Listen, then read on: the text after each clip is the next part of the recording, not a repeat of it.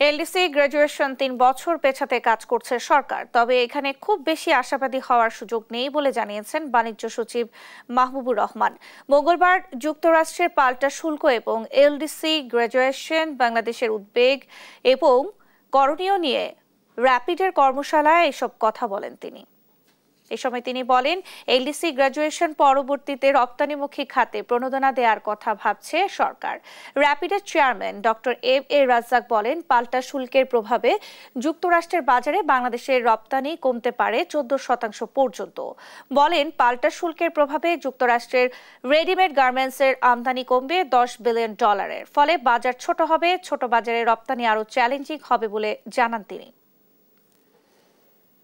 মহল থেকে জোরালো দাবি তোলা হয়েছে যে এলডিসি গ্রাজুয়েশনের যে টাইমলাইন এইটাকে আরেকটু ডেফার করা যায় কিনা বা অতিরিক্ত সময় পাওয়া যায় কিনা। এটাকে অনেক সময় ডেফারমেন্ট বলে বা এক্সটেনশন বলে, যে আমরা অতিরিক্ত সময় দিতে পারবো কিনা।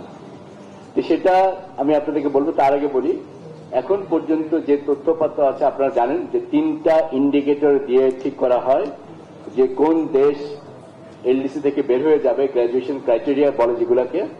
সেই অনুযায়ী এখন পর্যন্ত বাংলাদেশ সবগুলো ক্রাইটেরিয়া ফুলফিল করে।